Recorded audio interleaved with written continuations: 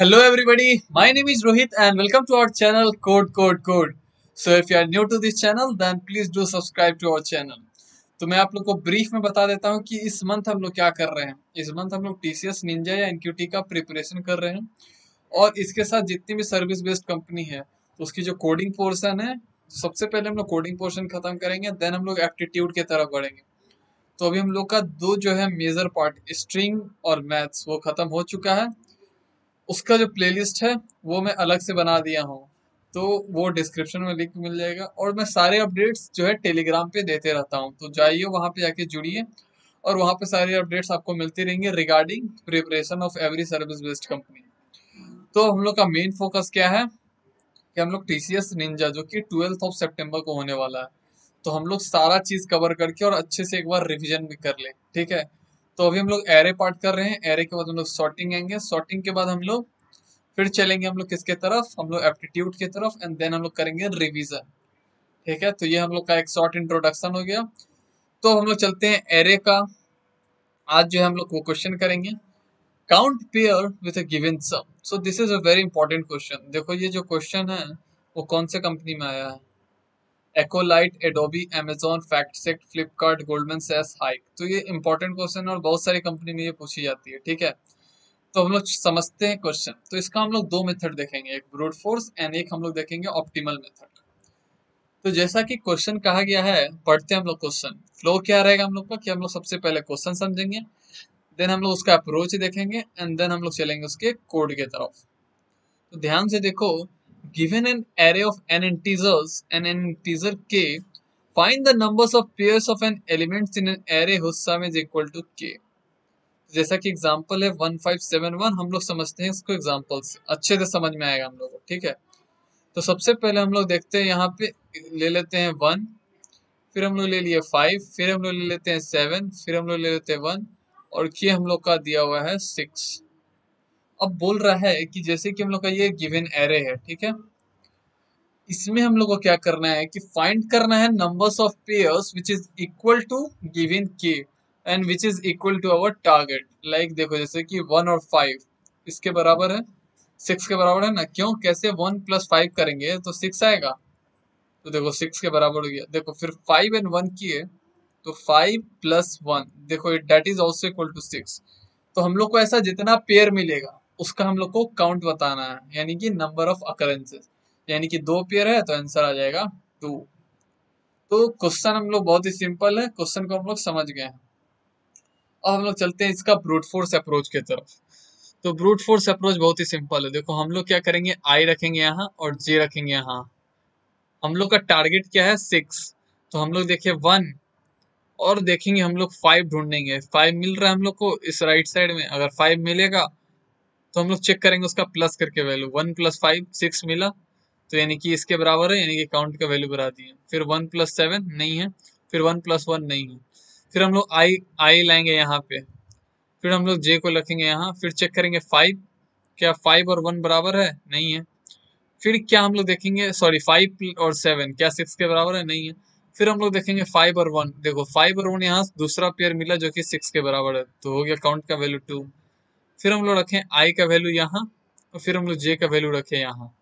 फिर हम लोग देखें कोई ऐसा पेयर है जो कि राइट साइड में 6 के बराबर है, तो देखो यहाँ पे 7 है, तो ऐसा कोई वैल्यू ही नहीं होगा। 7 में जोड़ेंगे तो 6 आएगा, हम लोग को तो यहाँ पे सब्ट्रैक्ट करना होगा, तो 7 के साथ कोई पेयर बन ही नहीं पाएगा क्योंकि हम लोग यहाँ पे एडिशन परफॉर्म कर रहे हैं। ठीक है, तो ये हो गया हम लोग का ब्रूट फोर्स मेथड। यहाँ पे क्या हो रहा है हम लोग का, एक तरीका से और देख सकते हैं हम लोग ब्रूट फोर्स मेथड।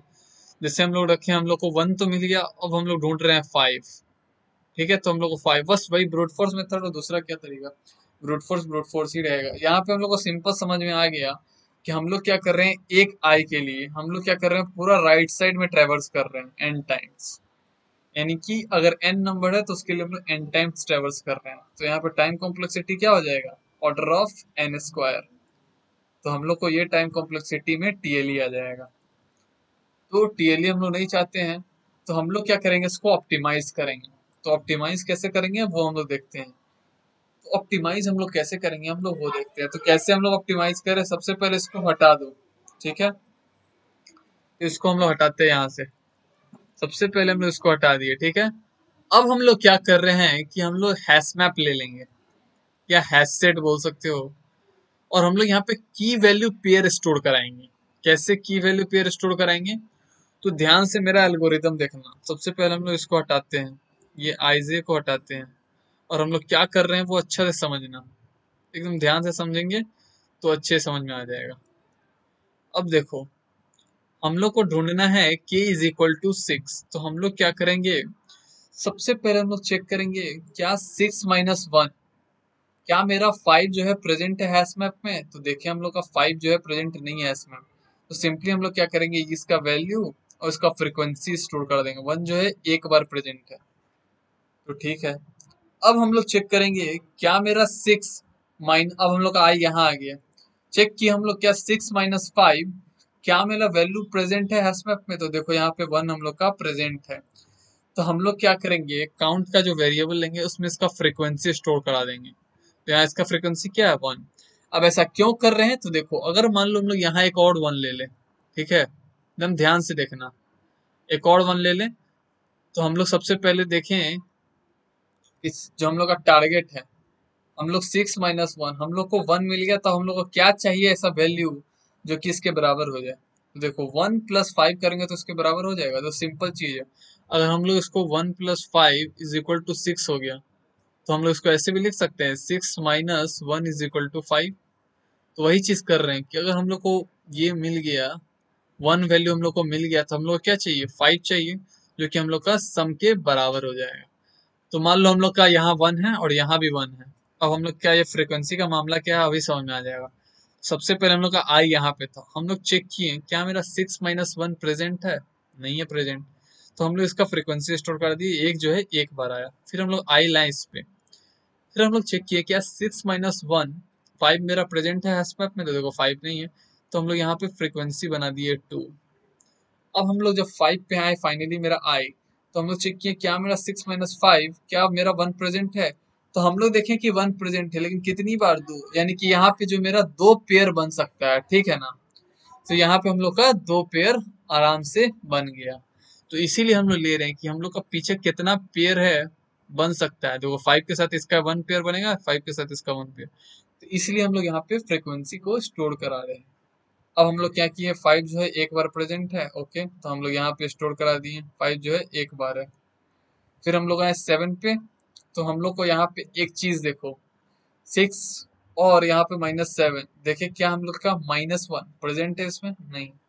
यहाँ पे एक चीज तुम देख सकते हो कि जब भी नंबर ग्रेटर देन के रहेगा, तो इसका कोई मामला ही नहीं बनता है पेयर, क्योंकि अगर 7 ग्रेटर देन 1 है तो हम लोग किसी के साथ पेयर बना ही नहीं सकते। तो ऐसा भी कंडीशन लिख सकते हो कि if array of I is greater than our k or greater than our target, then just we simply skip that value। और तुम ऐसे भी करा सकते हो कि जो 7 है एक बार हम लोग का प्रेजेंट है, तो मान लो 7 एक बार प्रेजेंट है। फिर हम लोग आए 1 पे, तो हम लोग चेक किए क्या कि 6 - 1 क्या मेरा 5 प्रेजेंट है। 5 मेरा प्रेजेंट है, तो देखो 5 प्रेजेंट है कितना बार, एक बार।